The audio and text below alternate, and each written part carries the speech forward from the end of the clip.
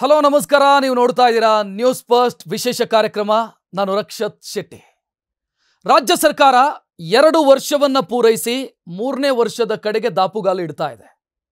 2 ವರ್ಷದ ಸಾಧನಾ ಸಮಾವೇಶವನ್ನ ಕೂಡ ಕಾಂಗ್ರೆಸ್ ಸರ್ಕಾರ ಮಾಡಿದ್ದಾಗಿದೆ. ಒಂದು ಸರ್ಕಾರ 2 ವರ್ಷದ ಅವಧಿಯಲ್ಲಿ ನಾನೇನು ಸಾಧನೆ ಮಾಡಿದ್ದೀನಿ ಅನ್ನೋದನ್ನ ಜನರ ಮುಂದೆ ಇಟ್ಟಿದೆ. ಒಂದು ಸರ್ಕಾರ ಈ ಅವಧಿಯಲ್ಲಿ ನಾನು ಸಾಧನೆ ಮಾಡಿದ್ದೀನಿ ಅಂತಂದ್ರೆ ಅದರ ಹಿಂದೆ ಒಬ್ಬ ವ್ಯಕ್ತಿ ಇರೋದಕ್ಕೆ ಸಾಧ್ಯ ಇಲ್ಲ. ಒಂದು ಇಡೀ ಕ್ಯಾಬಿನೆಟ್ ಅದರ ಹಿಂದೆ ಕೆಲಸ ಮಾಡಿರಬೇಕು. ಮುಖ್ಯಮಂತ್ರಿಯ ಜೊತೆಗೆ ಅವರ ಸಂಪುಟ ಸಹೋದ್ಯೋಗಿಗಳ ಕಾಂಟ್ರಿಬ್ಯೂಷನ್ ಇದ್ರೆ ಮಾತ್ರ ಒಂದು ಸರ್ಕಾರ ಚೆನ್ನಾಗಿ ಕೆಲಸ ನಿರ್ವಹಿಸೋದಕ್ಕೆ ಸಾಧ್ಯ ಇದೆ. ಸೊ ನಾವು ಈ ಕಾರ್ಯಕ್ರಮದಲ್ಲಿ ರಾಜ್ಯದ ಯಾವ ಇಲಾಖೆಗಳು ಏನೇನು ಸಾಧನೆ ಮಾಡಿದೆ ಈ 2 ವರ್ಷದ ಅವಧಿಯಲ್ಲಿ, ಏನಾಗಿದೆ, ಏನಾಗೋದಕ್ಕೆ ಬಾಕಿ ಇದೆ, ಇದರ ಬಗ್ಗೆ ಮಾತನಾಡ್ತಾ ಹೋಗೋಣ. ಮೊದಲನೇದಾಗಿ ರಾಜ್ಯದ ಆದಾಯದ ವಿಚಾರ ಅಂತ ಬಂದಾಗ ರಾಜ್ಯಕ್ಕೆ ಅತ್ಯಂತ ಹೆಚ್ಚು ಆದಾಯ ತಂದು ಕೊಡೋದು ಕಮರ್ಷಿಯಲ್ ಟ್ಯಾಕ್ಸ್ ಡಿಪಾರ್ಟ್ಮೆಂಟು. ಅದನ್ನು ಹೊರತುಪಡಿಸಿದರೆ ಎರಡನೆಯಾಗಿ ನಿಲ್ಲೋದು ಅಬಕಾರಿ ಇಲಾಖೆ. ಕಳೆದ ಆರ್ಥಿಕ ವರ್ಷದಲ್ಲಿ 37,000 ಚಿಲ್ಲರೆ ಕೋಟಿಯಷ್ಟು ಟಾರ್ಗೆಟ್ ಕೊಡಲಾಗಿತ್ತು ಆ ಇಲಾಖೆಗೆ. ಈ ಆರ್ಥಿಕ ವರ್ಷಕ್ಕೆ 40,000 ಕೋಟಿಯ ಟಾರ್ಗೆಟ್ ಅನ್ನು ಕೊಡಲಾಗಿದೆ. ಅಬಕಾರಿ ಇಲಾಖೆಯಲ್ಲಿ ಏನಾಗಿದೆ, ಏನು ಸಾಧನೆಗಳಾಗಿದೆ, ಏನು ಬದಲಾವಣೆಗಳಾಗಬೇಕು, ಏನು ಯೋಚನೆ ಇದೆ, ಈ ಬಗ್ಗೆ ಮಾತನಾಡೋದಕ್ಕೆ ನಮ್ಮ ಜೊತೆಗೆ ರಾಜ್ಯ ಅಬಕಾರಿ ಇಲಾಖೆಯ ಜವಾಬ್ದಾರಿ ಹೊತ್ತಂತ ಸಚಿವರು ಆರ್.ಬಿ. ತಿಮ್ಮಾಪುರ ಜೊತೆಗಿದ್ದಾರೆ. ಸರ್ ನಮಸ್ತೆ, ಕಾರ್ಯಕ್ರಮಕ್ಕೆ ಸ್ವಾಗತ. ನಮಸ್ಕಾರ ಸರ್, ಬಹುಶಃ ನಿಮ್ಮ ಇಲಾಖೆ ಸರ್ಕಾರ ಬೇಡಿದ್ದನ್ನು ಕೊಡುವಂಥ ಕಾಮಧೇನುನ ಹೇಗೆ? ಅಬಕಾರಿ ಇಲಾಖೆ ರಾಜಸ್ವವನ್ನು ಕೊಡ್ತಕ್ಕಂಥದ್ದು. ಒಂದು ಕಡೆ ರಾಜಸ್ವ ಕೊಡುತ್ತೆ, ಇನ್ನೊಂದು ಕಡೆ ಈ ಕುಡಿತದಿಂದ ಕೆಲವು ಜನಗಳಿಗೆ ಹಾನಿ ಆಗ್ತಕ್ಕಂಥದ್ದು ಇದೆ. ಒಮ್ಮೆ ನಮ್ಮ ಮುಖ್ಯಮಂತ್ರಿಗಳು ಸಿದ್ದರಾಮಯ್ಯ ಸಾಹೇಬರು ಈ ಅಬಕಾರಿ ಇಲಾಖೆನೇ ತೆಗೆದುಹಾಕಿಬಿಡೋಣ ಅಂತಕ್ಕಂಥ ಯೋಚನೆ ಹಂತದಲ್ಲಿದ್ದರು. ನಾನು ಆವಾಗೂ ಅಬಕಾರಿ ಮಂತ್ರಿ ಇದ್ದೆ. ನಾನು ಅವ್ರ ಜೊತೆಗೂಡ್ಸ್ಕೊಂಡು ಮಾತಾಡೋದ್ಮೇಲೆ ಅವ್ರು ಹೇಳಿದರು, ಹಾಗೆ ಸರ್, ಹಾಗೆ ಪ್ರಯತ್ನ ಮಾಡಿ ಬೇರೆ ಬೇರೆ ರಾಜ್ಯಗಳು ಮತ್ತೆ ಪ್ರಾರಂಭ ಮಾಡ್ತಕ್ಕಂಥದ್ದಾಯ್ತು. ಯಾಕಂದರೆ ಇನ್ನೊಂದು ರೀತಿಯಲ್ಲಿ ಈ ಕುಡಿತ, ಮತ್ತೊಂದು ಕಳಬಟ್ಟೆ ಸರಾಯಿ, ಡ್ರಗ್ಸ್ಗಳು ಹಾವಳಿ ಹೆಚ್ಚಾಗ್ತಾಯಿದೆ ಅಂತೇಳಿ ಇದನ್ನು ಅಲ್ಲಿಗೆ ಬಿಟ್ಟು ನಾವು ಇದ್ದ ಈ ಡಿಪಾರ್ಟ್ಮೆಂಟ್ ಅಬಕಾರಿಗೆ ಹ್ಯೂಮನ್ ಕನ್ಸಂಪ್ಷನ್ಗೆ ಏನು ಯೋಗ್ಯ ಇದೆ ಅಂಥವನ್ನೆಲ್ಲದನ್ನು ನೋಡಿ ಮಾಡೋಣ ಅಂತಕ್ಕಂಥ ಭಾವನೆಗೆ ನಾನು ಇವತ್ತು ಈ ಅಬಕಾರಿ ಇಲಾಖೆ ಈ ರಾಜ್ಯದಲ್ಲಿ ಕೆಲಸ ಮಾಡ್ತಾಯಿದೆ. ನಮ್ಮ ವಿಚಾರಗಳು ತೀರಾ ಹಾನಿಕಾರಕಕ್ಕಿಂತಲೂ ಸಾಧ್ಯದಷ್ಟು ಮಟ್ಟಿಗೆ ಒಳ್ಳೆಯ ಒಂದು ಸರಾಯಿ ಕೊಡಬೇಕು ಹಾಗೆ ಅಂತಕ್ಕಂಥ ಯೋಚನೆ ಇಟ್ಕೊಂಡು ಇಲಾಖೆ ನಡೀತಾ ಇದೆ. ಅದ್ರ ಜೊತೆಗೇ ಈ ರಾಜ್ಯಕ್ಕೆ ರಾಜಸ್ವ ತಂದು ಕೊಡ್ತಕ್ಕಂಥ ಕೆಲಸ ಇವತ್ತು ನಾವು ಮಾಡ್ತೀವಿ. ಕಳೆದ ವರ್ಷ 37,000 ಚಿಲ್ಲರೆ ಕೋಟಿ, ಈ ಸಲ 40,000 ಕೋಟಿ, ಬರೋ ವರ್ಷ ಇನ್ನೂ ಅದನ್ನು ಜಾಸ್ತಿಯೇ ಮಾಡ್ತಾರಲ್ಲದೆ ಕಡಿಮೆ ಮಾಡಲ್ಲ. ಅಂದರೆ ಕುಡಿತಕ್ಕೆ ಪ್ರೋತ್ಸಾಹ ಕೊಡ್ತಾ ಇರೋದು ಸರ್ಕಾರ? ಇಲ್ಲ, ಇದು ಟಾರ್ಗೆಟ್ ಎತ್ತಲ್ಲ, ನಿರೀಕ್ಷೆ ಮಾಡ್ತೀವಿ ನಾವು. ಟಾರ್ಗೆಟ್ ಅಂತೇಳಿ ಎಲ್ಲ ಒಂದು ಕಡೆ ಪದ ಸರಿಯಾದಲ್ಲ, ಅದು ನಿರೀಕ್ಷೆ. ಈ ಸಲ 40,000 ಕೋಟಿ ಬರ್ಬೋದು ಅಂತೇಳಿ. ಈ ಸಲ ನಾವು 37,000 ಇದ್ರೂ ನಾವು 36,000 ಕೋಟಿ ಮಾಡೋಕ್ಕಾಯ್ತು. ಅದು ಆಗೋದಿಲ್ಲ, ನಮ್ಮ ನಿರೀಕ್ಷೆ ಈ ಸಲ ಅಷ್ಟು ಆಗ್ಬೋದು. ಟಾರ್ಗೆಟ್ ಕೊಟ್ಟರೆ ಅದು ನಾವು ಹಿಂಗೆ ಮಾಡಬೇಕು, ಅದು ಯಾರು ನಾವು ಬೈ ಫೋರ್ಸ್ ಕುಡಿಸ್ಲಿಕ್ಕೆ ಸಾಧ್ಯ ಇಲ್ಲ. ಬಟ್ ನೀವು ಟಾರ್ಗೆಟ್ ರೀಚ್ ಆಗ್ತೀರಿ ಅನ್ನೋ ಕಾರಣಕ್ಕಾಗಿ ಟಾರ್ಗೆಟ್ನ ಪ್ರಮಾಣ ಜಾಸ್ತಿ ಆಗ್ತಾ ಹೋಗ್ತಿದೆಯಾ ವರ್ಷದಿಂದ ವರ್ಷಕ್ಕೆ? ನೋಡಿ, ನಾವು ಚೀಫ್ ಲಿಕ್ಕರ್ ಇವತ್ತು ಆಲ್ಮೋಸ್ಟ್ ಆಲ್ ರಾಜ್ಯಗಳಿಗಿಂತ ನಾವು ಕಡಿಮೆ ಇದ್ದೀವಿ. ಅದೇ ಕ್ವಾಲಿಟಿ ಡ್ರಿಂಕ್ಸ್ ಏನು ಬರುತ್ತಿಲ್ಲ, ಯಾವುದದು 100 ಪೇಪರ್ಸಿಂದ ಆಚೆಗಳು ಬರ್ತಾವಲ್ಲ, ಅವಕ್ಕೆಲ್ಲ ರೇಟ್ ಹೆಚ್ಚಿಗಿದೆ. ಪ್ರೀಮಿಯಂ ಬ್ರ್ಯಾಂಡ್ಗಳ ರೇಟಿಗೆ ಹೆಚ್ಚಿಗಿದೆ. ನಾವು ನಮ್ಮ ರಾಜ್ಯದಲ್ಲಿ ಆರೋಗ್ಯ ಹಾಗೂ ಈ ಇಲಾಖೆ ರಾಜಸ್ವವನ್ನು ಗಮನದಲ್ಲಿ ಇಟ್ಕೊಂಡು ಮಾಡ್ತೀವಿ ವಿನಃ ಟಾರ್ಗೆಟ್ ಫಿಕ್ಸ್ ಮಾಡಿ ನೀವು ಇಲ್ಲಿ ಕೂಡ ಕೊಡಬೇಕು, ಅಲ್ಲಿ ಕೂಡ ಕೊಡಬೇಕಂಥದ್ದು ಇಲ್ಲ. ನಮ್ಮಲ್ಲಿ ಆ ಭಾವನೆ ಏನಿಲ್ಲ. ನಮ್ಮ ನಾಯಕರಾದಂಥ ಸಿದ್ದರಾಮಯ್ಯ ಸಾಹೇಬ್ರಲ್ಲಿ ಅಂದರೆ ಗ್ಯಾರಂಟಿ ನಿಮ್ಮದು ಮಹತ್ವದ ಯೋಜನೆ, ನಿಮ್ಮ ಸರ್ಕಾರದ ಗ್ಯಾರಂಟಿ 5 ಗ್ಯಾರಂಟಿಗಳು ಮಹತ್ವದ ಯೋಜನೆ. ನಿಮ್ಮನ್ನು ನಂಬಿಕೊಂಡು, ನಿಮ್ಮ ಇಲಾಖೆಯನ್ನು ನಂಬಿಕೊಂಡು ಗ್ಯಾರಂಟಿ ನಡೀತಾ ಇದೆಯಾ ಹೇಗೆ? ಸಿದ್ದರಾಮಯ್ಯ ಸಾಹೇಬರು ಬುದ್ಧಿವಂತರು, ಅವರು ಆರ್ಥಿಕ ತಜ್ಞರು ಹೌದು. ಬಹಳ ದಿವಸದಿಂದ ಆ ಇಲಾಖೆಯನ್ನು ನಡೆಸಿಕೊಂಡು ಬಂದಂಥವ್ರು. ಇದು ಒಂದರ ಮೇಲೆ ಡಿಪೆಂಡ್ ಆಗಿ ಮಾಡ್ತಾರಂತಕ್ಕಂಥ ಭಾವನೆ ತಪ್ಪು. 37,000 ನಿರೀಕ್ಷೆ ಮಾಡಿದ್ರು 36,000, 40,000 38ಕ್ಕೆ ಬರ್ಬೋದು. ಮತ್ತಿನ್ನು 2,000 ಎಲ್ಲಿ ಅಡ್ಜಸ್ಟ್ ಮಾಡೋದು, ಇದ್ರ ಮೇಲೇ ಡಿಪೆಂಡ್ ಅದ ಇಲ್ಲ. ಬಟ್ ಸಹಜವಾಗಿ ಯಾವ್ಯಾವ ಇದರಿಂದ ರಾಜಸ್ವ ಬರ್ತೈತೆ ಅಂತಕ್ಕಂಥದ್ದು ಯೋಚನೆ ಮಾಡ್ತಾರೆ ವಿನಃ ಇದು ಒಂದ್ರ ಮೇಲೆ ಡಿಪೆಂಡ್ ಇಲ್ಲ. ಅಂದರೆ ರಾಜಸ್ವ ಸಂಗ್ರಹ ಅಂದ ತಕ್ಷಣ ಅಥವಾ ನಿರೀಕ್ಷೆ ನಮ್ಮದು ದೊಡ್ಡದಿದೆ ಅಂದ ತಕ್ಷಣ ಜನರ ಮನಸ್ಸಲ್ಲಿ ಬರುವಂಥ ಭಾವನೆ ಸೇಲ್ ಜಾಸ್ತಿ ಮಾಡಿಬಿಡ್ತಾರೆ, ಕುಡಿತ ಜಾಸ್ತಿ ಆಗಿಬಿಡುತ್ತೆ, ಕುಡಿತದ ಪಿಡುಗು ಜಾಸ್ತಿ ಆಗಿಬಿಡುತ್ತೆ ಅಂಥದ್ದಾಗ್ತಾ ಇದೆಯಾ? ರೇಟ್ ಜಾಸ್ತಿ ಮಾಡೋದ್ರಿಂದ ಹೆಚ್ಚಾಗ್ತಾರೆ, ಕಡಿಮೆ ಆಗತ್ತೇನ? ಕುಡಿಯೋದು ಇವತ್ತು ನಾವು ರೇಟ್ ಹೆಚ್ಚಿಗೆ ಮಾಡೋದ್ರಿಂದ ಕುಡಿತ ಹೆಚ್ಚಾಗತ್ತೇನ ಕಡಿಮೆ ಆಗತ್ತೇನ? ನೀವು 50 ಇದ್ದಿದ್ದು 55 ಮಾಡಿದರೆ ಅವನೇನು ಕುಡಿಯೋದನ್ನು ಬಿಡಲ್ಲ, 5 ರೂಪಾಯಿ ಜಾಸ್ತಿ ಖರ್ಚಾಗತ್ತೆ ಅವನ ಕೈಲಿ. ಮತ್ತು ಅವ್ನು ಕುಡಿದು ಬಿಡೋಕೆ ಏನು ಮಾಡಿಸ್ಬೇಕು? ಅದಕ್ಕೆ ನಾವು ನೋಡಿ ಆರ್ಥಿಕ ದೃಷ್ಟಿಯಿಂದ ಸುಧಾರಣೆ ಮಾಡಿಸೋದಕ್ಕೆ ಗ್ಯಾರಂಟಿಗಳನ್ನು ತಂದಿದ್ದೀವಿ. ಬಟ್ ಇದು ಬಯಸಿ ಪಡ್ಕೊಂಡಿರುವಂಥ ಇಲಾಖೆನ ಅಥವಾ ಬಲವಂತವಾಗಿ ಹೇರಲ್ಪಟ್ಟಿರೋದ ಈ ಇಲಾಖೆಗೆ RB ತಿಮ್ಮಾಪುರ ಅವರು? ತಿಮ್ಮಾಪುರ ಸಿಕ್ಕಿದ್ದು ಸಿದ್ದರಾಮಯ್ಯ ಅವರು ಏನೋ ನನ್ನಲ್ಲೇ ಒಂದು ಅವ್ರ ಮೇಲೆ ಅವರು ನಮ್ಮ ಮೇಲೆ ಇರ್ತಕ್ಕಂಥ ನಂಬಿಕೆ. ಇದು ಇಲಾಖೆ ಸರಳವಾದ ಇಲಾಖೆ ಅಲ್ಲ ಇದು. ಅದರಿಂದ ನಾನು ಬೇಡ ಸರ್ ಬೇರೆ ಕೊಡಿ ಅಂತ ಹೇಳಿದ್ದೆ, ಆದರೂ ಕೊಟ್ಟಿದ್ದಾರೆ. ನಮ್ಮ ನಾಯಕನ ಮಾತಿಗೆ ನಾನು ಇಲಾಖೆಯಲ್ಲಿ ನಿಭಾಯಿಸ್ತೇನೆ. ಅಂದರೆ ನಿಮ್ಮ ಸಾಮರ್ಥ್ಯಕ್ಕೆ ಬೇರೆ ಇಲಾಖೆಯ ಬಗ್ಗೆ ಯೋಚನೆ ಮಾಡಿದರೆ ಬೆಟರ್ ಇತ್ತಾ ಅಂತ ನನ್ನ ಭಾವನೆ. ನನಗೆ 100ಕ್ಕೆ 100 ಈ ಇಲಾಖೆ ಬೇಡ. ಸಾರ್ವಜನಿಕರಿಗೆ ಕೆಲಸ ಮಾಡ್ತಕ್ಕಂಥ ನಾನು APMC ಮಿನಿಸ್ಟ್ರ್ ಇದ್ದೆ, ಎಷ್ಟೋ ರಿಫಾರ್ಮ್ಸ್ ತಂದೀವಿ ಅಲ್ಲಿ. ರೈತರ ಬಜಾರ್ ತೊಗೊಂಡು ಬಂದೀವಿ, ತೂಕದಲ್ಲಿ ಮೋಸ ಆಗ್ತಕ್ಕಂಥ ತಂದೀವಿ, ರಿವಾಲ್ವಿಂಗ್ ಫಂಡ್ ತಂದೀವಿ, ಆವರ್ತ ನಿಧಿ ತಂದು. ತರಕಾರಿಗೆ ಆವರ್ತ ನಿಧಿ ಇರಲಿಲ್ಲ ಅವಾಗ. ಟೊಮೆಟೊ ಮಾರಾಟ ಬರೋದು, ಆ ರೇಟ್ ಇಲ್ಲ ಅಂದರೆ ಪಾಪ ರೈತ ಅಲ್ಲೇ ಒಗೆದು ಹೋಗಿಬಿಡ್ತಿದ್ದ. ಮತ್ತು ನಾನು ಎಕ್ಸ್ಪೋರ್ಟ್ ಇನ್ಫಾರ್ಮೇಷನ್ ಸೆಂಟರ್ ತಂದೆ. ಹೀಗೆ ಹಲವಾರು ಬದಲಾವಣೆಗಳನ್ನು ತಂದೆ ಅಲ್ಲಿ.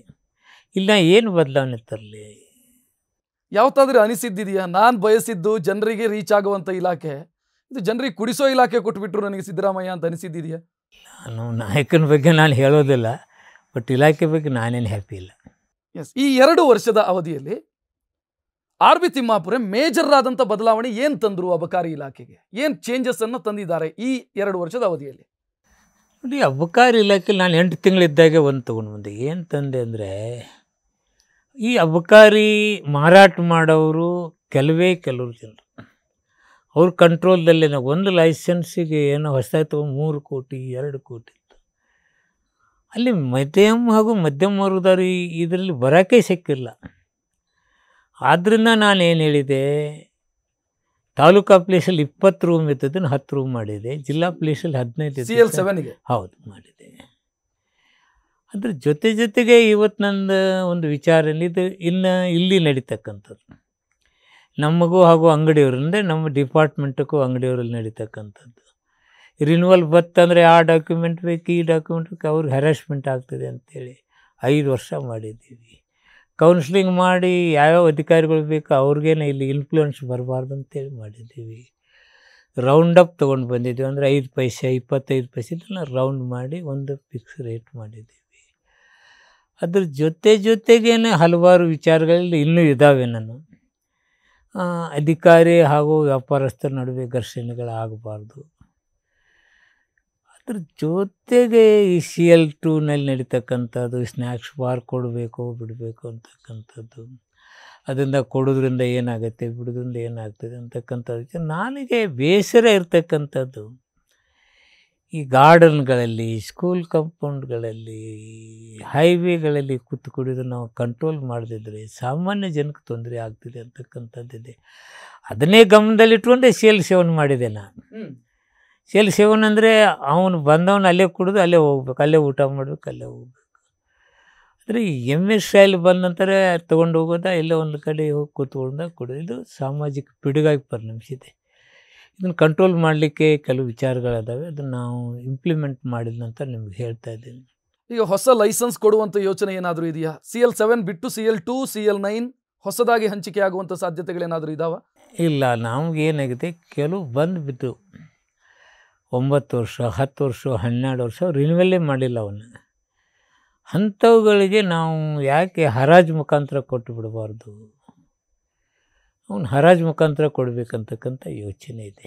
ಅದು ಜನಸಂಖ್ಯೆಗೆ ತಕ್ಕದಾಗಿ ಲೈಸೆನ್ಸ್ಗಳಿಲ್ಲ ಅಂತ ಒಂದು ವಾದ ಇದೆ.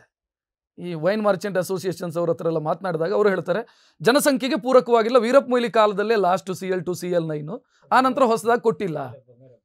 ಬಂಗಾರಪ್ಪ ಅವ್ರ ಕಾಲದಲ್ಲಿ ಆ ನಂತರ ಹೊಸದಾಗಿ ಕೊಟ್ಟಿಲ್ಲ. ಹೆಚ್ಚು ಮಾಡುವ ಯೋಚನೆ ಇದೆಯಾ? ಆ ಪ್ರಪೋಸಲ್ ಚರ್ಚೆ ಮಾಡಿದ್ದೀನಿ, ಮುಖ್ಯಮಂತ್ರಿಗಳು ಇನ್ನೂ ಒಪ್ಪಿಗೆ ಕೊಟ್ಟಿಲ್ಲ. ಈಗ ಯಥಾಸ್ಥಿತಿ ಹೋಗ್ತಾ ಇದ್ದೀವಿ. CL7 CL4 CL15 ಇವೆಲ್ಲ ಕೊಡ್ತಾ ಇದ್ದೀವಿ. ಇನ್ನೇನು ಹೆಚ್ಚಿಗೆ ಕೊಡೋದ್ರಿಂದ ಏನು ಅರ್ಥ ಇಲ್ಲ. ಇವು ಹರಾಜು ಮುಖಾಂತರ ಅಂದಿಷ್ಟು ತಗೊಂಡು ಬರ್ತೀವಿ. ಹರಾಜು ಮುಖಾಂತರ ಬಂದದ್ದು ಮಾತ್ರ ಸ್ವಲ್ಪ ಮಾಡ್ತಾಯಿದ್ದೀವಿ. ಇನ್ನೇನು ಹೊಸದಾಗಿ ಸದ್ಯ ಕೊಡೋ ಯೋಚನೆ ಇಲ್ಲ. ತಾವು ಗ್ರಾಮೀಣ ಪ್ರದೇಶದ ಬಗ್ಗೆ ತಮಗೆ ಬಹಳ ಚೆನ್ನಾಗಿ ಗೊತ್ತಿದೆ. ಚಿಕ್ಕ ಪುಟ್ಟ ಅಂಗಡಿಗಳಲ್ಲಿ ಇಲ್ಲೀಗಲ್ ಆಗಿ ಮಾರಾಟ ಮಾಡುವಂಥ ಕೆಲಸಗಳಾಗ್ತಿತ್ತು, ಆಗ್ತಿದ್ದಾವೆಯೂ ಕೂಡ. ಅದನ್ನು ಹೇಗೆ ಮಟ್ಟ ಹಾಕಿದ್ದೀರಿ ಅಬಕಾರಿ ಇಲಾಖೆಯಿಂದ? ಪ್ರಾಕ್ಟಿಕಲ್ ಆಗೇನು, ನಾನು ಒಂದು ಕಡೆ ರಾಜಸ್ವದ ಕಡೆ ಗಮನ ಹರಿಸ್ಬೇಕು, ಇನ್ನೊಂದು ಕಡೆ ಇಲ್ಲೀಗಲಾಗಿ ಮಾರ್ಕೆಟ್ ಆಗಬಾರ್ದು.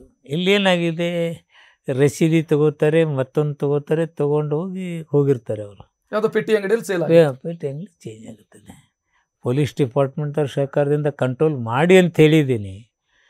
ನಮಗೆ ರಾಜಸ್ವನ ಈ ಕಡೆ ಒಂದು ಕಡೆ ಮಾರಾಟ ಆದರೆ ಒಳ್ಳೆಯದು, ಇನ್ನೊಂದು ಕಡೆ ಸಾಮಾಜಿಕ ಬದ್ಧತೆಯೂ ನಮ್ಗೆ ಇರಬೇಕಾಗ್ತದೆ. ಆ ಕಡೆನೂ ನಮ್ಮವ್ರು ಕೇಸ್ ಹಾಕ್ತಾಯಿದ್ದೀವಿ, ಹಿಡಿತಾ ಇದ್ದೀವಿ, ಇದೆಲ್ಲ ನಡೀತಾ ಇದೆ. ಆದಾಗ್ಯೂ ಈ ಏನು ಪಾರ್ಕ್ನಲ್ಲಿ ಏನೇನು ಕೂತ್ಕೊಂಡು ಕೊಡ್ತಾರೆ ಅದು ನಮಗೆ ಬೇಸರ ಇದೆ. ಏನು ಯೋಚನೆ ಇದೆ ಹೊಸದಾಗಿ, ಏನು ಯೋಚನೆ ಇದೆ ಅಬಕಾರಿ ಇಲಾಖೆಗೆ ಸಂಬಂಧಿಸಿ? ಅಬಕಾರಿ ಇಲಾಖೆಗೆ ಹೊಸದಾದಂಥ ಯೋಜನೆಗಳಂದರೆ ನಮಗೆ ಒಂದು ಕಡೆ ಹೇಳಿದ್ನಲ್ಲ, ರೆವಿನ್ಯೂ ಹೆಚ್ಚಿಗೆ ಯಾವ ರೀತಿ ಮಾಡಬೇಕಂತಕ್ಕಂಥ ಯೋಚನೆ ಇದೆ. ಇವತ್ತು ಬಿಯರ್ಗೆ ಲೇಬ್ಲಿಂಗ್ ಇಲ್ಲ. ಕೆಲವು ಪವರ್ ಕೂಲ್ ಮತ್ತೊಂದು ಕೆಲವು ಬ್ರ್ಯಾಂಡ್ಗಳು ಬಂದಿದ್ದಾವೆ ಬೀರ್ಗಳಲ್ಲಿ, ಹೆಚ್ಚಿಗೆ ಕಿಕ್ ಹೊಡಿತಕ್ಕಂಥದ್ದು ಆಗ್ತಾಯಿದೆ. ಅದರಲ್ಲಿ ಏನಾದ್ರು ಹ್ಯೂಮನ್ ಕನ್ಸಂಪ್ಷನ್, ನನ್ನ ವಿಚಾರ ಹ್ಯೂಮನ್ ಕನ್ಸಂಪ್ಷನ್ಗೆ ಯೋಗ್ಯ ಅಂತಕ್ಕಂಥದ್ದೇ ಫಸ್ಟ್ ನಂದು. ಇನ್ನೊಂದು, ನಾವು ರಾಜಸ್ವ ಹೆಚ್ಚಿಗೆ ಮಾಡಬೇಕಾದ್ರೆ ಗೋವಾದಿಂದ ನಮ್ಮಲ್ಲಿದೆ ಸ್ಪಿರಿಟ್ ಹೋಗುತ್ತೆ, ಗೋವಾದಿಂದ ನಮ್ಮಲ್ಲಿ ಇದಕ್ಕೆ ಮಹಾರಾಷ್ಟ್ರದಿಂದ ನಮ್ಮ ಸ್ಪಿರಿಟ್ ಅಲ್ಲಿ ಹೋಗಿ ಪ್ರೊಡಕ್ಷನ್ ಆಗಿ ಮತ್ತೆ ಇಲ್ಲಿಗೆ ಮಾರ್ಕೆಟಿಗೆ ಬರ್ತೈತಿ ಇಲ್ಲಿಗೆಲ್ಲ. ಅದನ್ನು ನಾವು ತಡೆಗಟ್ಟತಕ್ಕಂಥದ್ದು ಪ್ರಥಮ ಆದ್ಯತೆ ಆಗಬೇಕು. ಅಬಕಾರಿ ಇಲಾಖೆಯಲ್ಲಿ ಭ್ರಷ್ಟಾಚಾರ ನಡೀತಾ ಇದೆ ಅನ್ನೋ ಆರೋಪ ಕೇಳಿಬಂತು. ಯಾಕೆ ಬಂತು ಆ ಆರೋಪ? ನಿಮ್ಮ ವಿರುದ್ಧನೂ ಆರೋಪ ಮಾಡಿದರು. ನೋಡಿ, ನನಗೆ ಇಲ್ಲಿವರೆಗೆ ಪ್ರೂವ್ ಮಾಡೋಕ್ಕಾಗಲ್ಲ. ಬರೀ ಟಿವಿಯಲ್ಲಿಯೋ ಪೇಪರ್ದಲ್ಲಿಯೋ ನೋಡಿದ್ದೆ ನಾನು. ನನಗೆ ಬೇಸರ ಅಂದರೆ ಈ ದೇಶದ ಪ್ರಧಾನಿ 700 ಕೋಟಿ ಮಹಾರಾಷ್ಟ್ರದಲ್ಲಿ ಭಾಷಣ ಮಾಡಿದಾಗ ಇಲೆಕ್ಷನ್ ಪರ್ಪಸ್ ನಮ್ಮ ಮುಖ್ಯಮಂತ್ರಿ ಹೇಳಿದರು, ನಾನು ಹೇಳಿದೆ.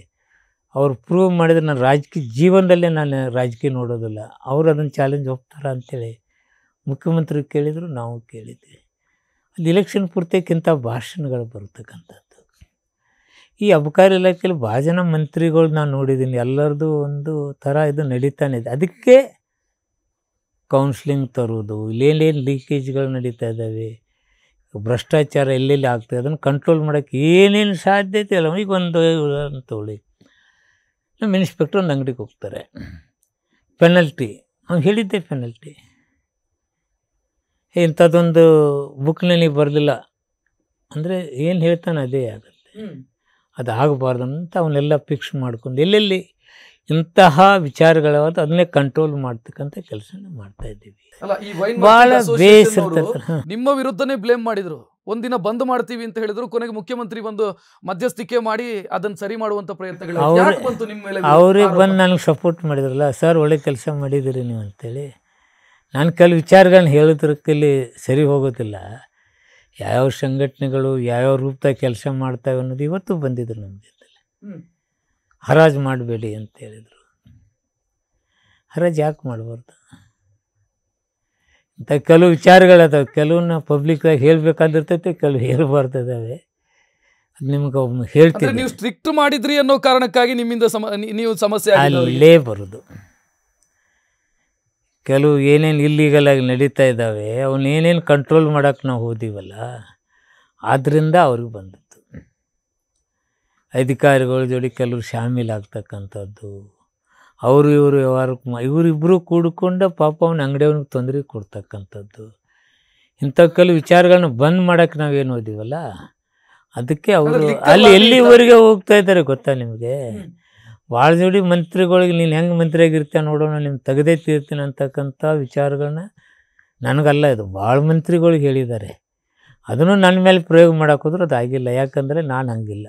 ಅಂದ್ರೆ ಲಿಕ್ಕರ್ ಲಾಬಿ ಏನಾದರೂ ಇದೆಯಾ, ಲಿಕ್ಕರ್ ಮಾಫಿಯಾ ಏನಾದರೂ ಇದೆಯಾ ಇದರ ಹಿಂದೆ? ಲಿಕ್ಕರ್ ಮಾಫಿ ಯಾವುದಿಲ್ಲ. ಈ ಕೆಲವು ಸಂಘಟನೆಗಳಿಗೆಲ್ಲ ಇಂಥ ವಿಚಾರಗಳಿಗೆ ಕೆಲವೊಂದು ಕೈ ಹಾಕ್ತಾ ಇದ್ದಾರೆ. ಈಗ ಅವ್ರಿಗೇನು ಕನ್ಫರ್ಮ್ ಆಗಿದೆ, ಇದಿಲ್ಲ, ಹಂಗಿಲ್ಲ, ಇದು ಅವ್ರ ವಿಚಾರಗಳೇ ಬೇರೆ ಇದ್ದಾವೆ ಅಂತೇಳಿ ಇವತ್ತು ನಾನು ಕೌನ್ಸ್ಲಿಂಗ್ ತಂದದ್ದಾಗಲಿ, ಕೆಲವನ್ನ ಅಂಗಡಿ ರೌಂಡಪ್ ಮಾಡ್ತಕ್ಕಂಥದ್ದಾಗಲಿ, ಈ ಬ್ರ್ಯಾಂಡ್ ನೇಮ್ಗಳಿಗೆ ಅವ್ರು ಏನಾರ ಹೇಳಿದ ಸೌಲಭ್ಯಗಳು ಅಂಗಡಿಯವ್ರಿಗೆ ಕೊಡ್ತಕ್ಕಂಥದ್ದಾಗಲಿ ನಾನು ಮಾಡಿದ್ದೀನಿ, ಇನ್ನೂ ಮಾಡ್ತಾಯಿದ್ದೀವಿ. ಪೆನಲ್ಟಿಗೆ ಆಗ್ತಾಯಿದ್ದಾರಲ್ಲ, ಆ ಪೆನಲ್ಟಿ ಕಂಟ್ರೋಲ್ ಮಾಡ್ತಕ್ಕಂಥದ್ದು.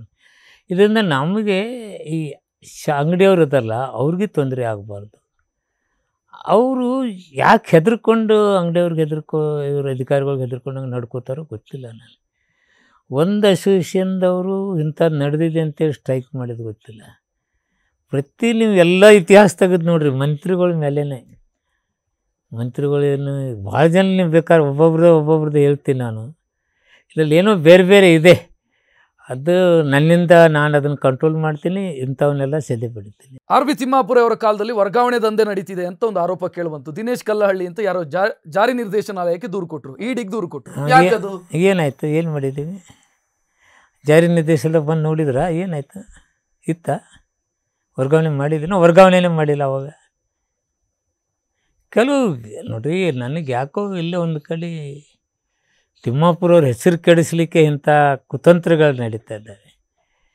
ಏನು 200 ಕೋಟಿ ಅಂದು, 700 ಕೋಟಿ ಅಂದು, ಒಂದು 500 ಕೋಟಿ ಅಂದು, ಅಷ್ಟು ಕೋಟಿ ಇದ್ರೆ ನಾವು ಇಲ್ಲಿ ಇರ್ತಿದ್ದೀವ?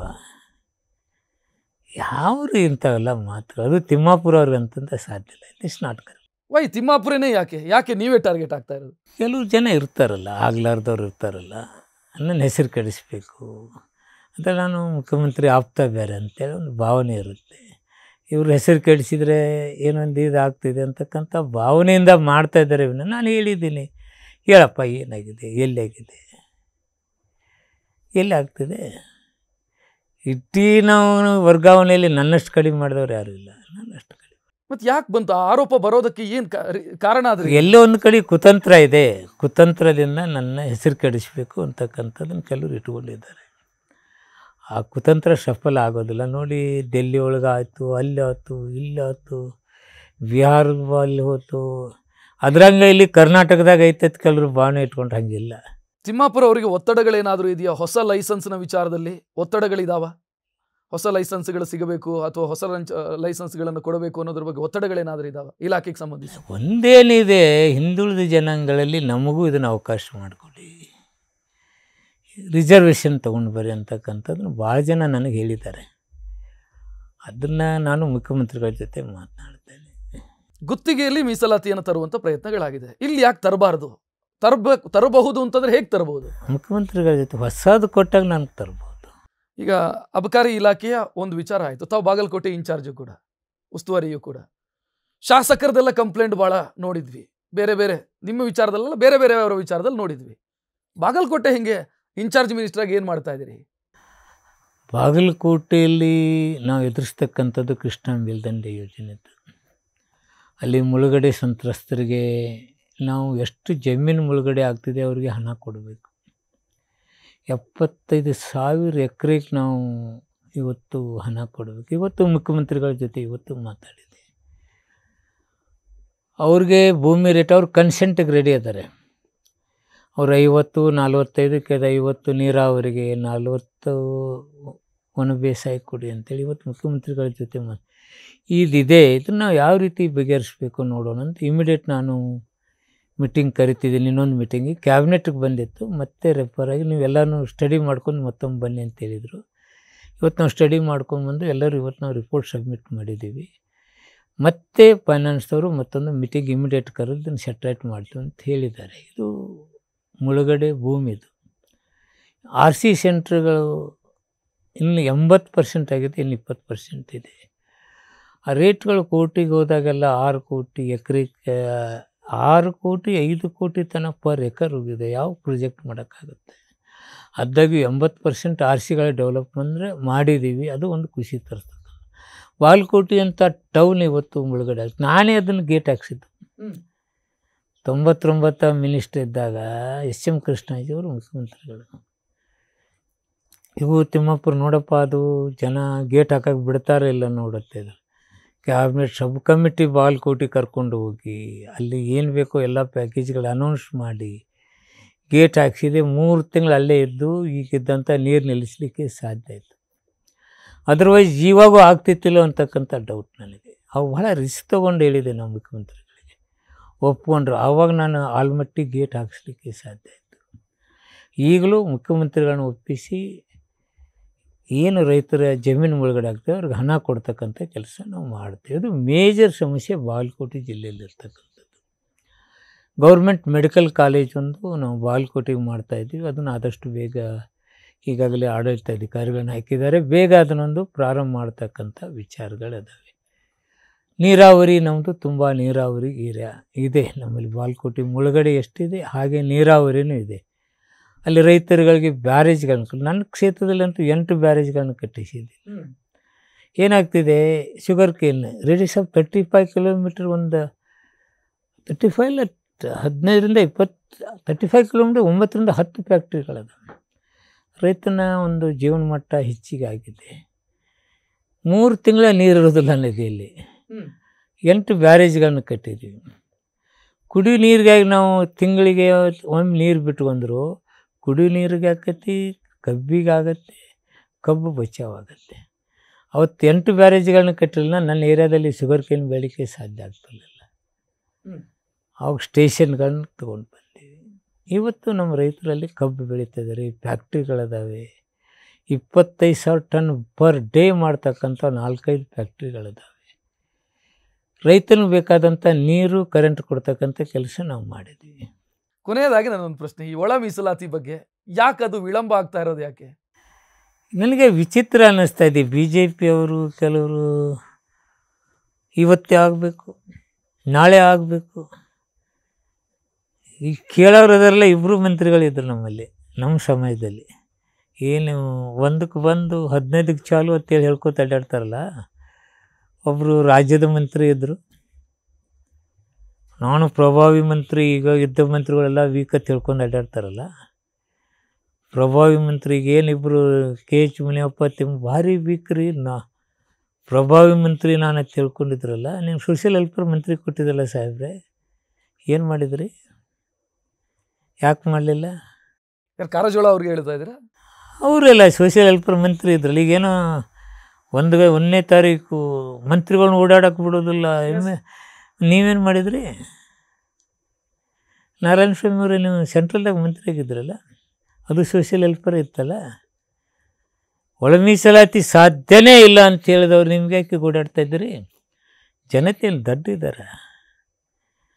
ಯಾವಾಗಲೂ ವಿಳಂಬ ಅಲ್ಲ ಇದು. ಸಿದ್ದರಾಮಯ್ಯವ್ರನ್ನ ಅದಕ್ಕೆ ಅಪ್ರಿಷಿಯೇಟ್ ಮಾಡ್ತೀವಿ, ಅವ್ರು ಮುಖ್ಯಮಂತ್ರಿಗಳ ಸನ್ಮಾನ ಮುಖ್ಯಮಂತ್ರಿಗಳನ್ನಂದರೆ ನೌಕರಿಯನ್ನು ಬಂದ್ ಮಾಡಿಬಿಟ್ಟಾರೆ, ಯಾವುದೂ ಜಾಬ್ ಕೊಡ್ತಾಯಿಲ್ಲ. ಇದು ಇನ್ನರ್ ರಿಸರ್ವೇಷನ್ ಬಂದ ತಕ್ಷಣ ಮಾಡ್ತಂಥ ಎದಿಗಾರಿಕೆ ಇದ್ದರೆ ಅದು ಮುಖ್ಯಮಂತ್ರಿಗಳಂತ ನಮಗೆ ಸಿದ್ದರಾಮಯ್ಯ. ನನ್ನ ಪಕ್ಷಕ್ಕೆ ಪ್ರಣಾಳಿಕೆಯಲ್ಲಿ ಹಾಕ್ಕೊಂಡಿದ್ದು ನಾವು ಇನ್ನರ್ ರಿಸರ್ವೇಷನ್ ತರ್ತೀವಿ ಅಂತೇಳಿ. ಥ್ಯಾಂಕ್ ಯು ಅಣ್ಣ, ಥ್ಯಾಂಕ್ ಯು, ನಮಸ್ತೆ. ನಿಮಗೆಲ್ಲರಿಗೂ ನಮ್ಮನ್ನು ಕರೆಸಿ ಕೆಲವು ವಿಚಾರಗಳನ್ನ ತಿಳಿಸ್ಲಿಕ್ಕೆ, ನೀವು ಜನತೆಗೆ ತಿಳಿಸ್ಲಿಕ್ಕೆ ಅವಕಾಶ ಕಲ್ಪಿಸಿಕೊಟ್ಟಂಥ ನಿಮಗೆ ಧನ್ಯವಾದಗಳು. ಥ್ಯಾಂಕ್ ಯು RB ತಿಮ್ಮಾಪುರ ಅವರೇ. ಈ ಸಂದರ್ಶನದಲ್ಲಿ ಭಾಗಿಯಾಗಿದ್ದಕ್ಕೆ, ಹಲವು ವಿಚಾರಗಳನ್ನು ಮಾತನಾಡಿದ್ದಕ್ಕೆ ಥ್ಯಾಂಕ್ ಯು ಸೋ ಮಚ್. ನಮಸ್ಕಾರ. ಇದಾಗಿತ್ತು ಅಬಕಾರಿ ಸಚಿವ RB ತಿಮ್ಮಾಪುರ ಅವರ ಮಾತು. ಅಬಕಾರಿ ಇಲಾಖೆಯಲ್ಲಿ ಬದಲಾವಣೆ ಮಾಡೋದಕ್ಕೆ ಇರೋದೇ ಸೀಮಿತ ಅವಕಾಶ. ಆ ಸೀಮಿತ ಅವಕಾಶವನ್ನು ಎಷ್ಟರ ಮಟ್ಟಿಗೆ ಬಳಸಿಕೊಳ್ಳೋದಕ್ಕೆ ಸಾಧ್ಯ ಇದೆಯೋ ಅಷ್ಟರ ಮಟ್ಟಿಗೆ ನಾನು ಬಳಸಿಕೊಂಡಿದ್ದೀನಿ ಅನ್ನುವಂಥ ತೃಪ್ತಿ ನನಗಿದೆ ಅಂತ ಅವ್ರು ಹೇಳಿಕೊಡ್ತಾ ಇದ್ದಾರೆ. ಇದಾಗಿತ್ತು ನ್ಯೂಸ್ ಫಸ್ಟ್ನ ವಿಶೇಷ ಸಂದರ್ಶನ. ಕ್ಷಣ ಕ್ಷಣದ ಮಾಹಿತಿಗಾಗಿ ನೋಡ್ತಾ ಇರಿ ನ್ಯೂಸ್ ಫಸ್ಟ್, ನಿರ್ಭೀತಿಯಿಂದ ನಿಮ್ಮ ಪರವಾಗಿ. ನ್ಯೂಸ್ ಫಸ್ಟ್, ನಿರ್ಭೀತಿಯಿಂದ ನಿಮ್ಮ ಪರವಾಗಿ.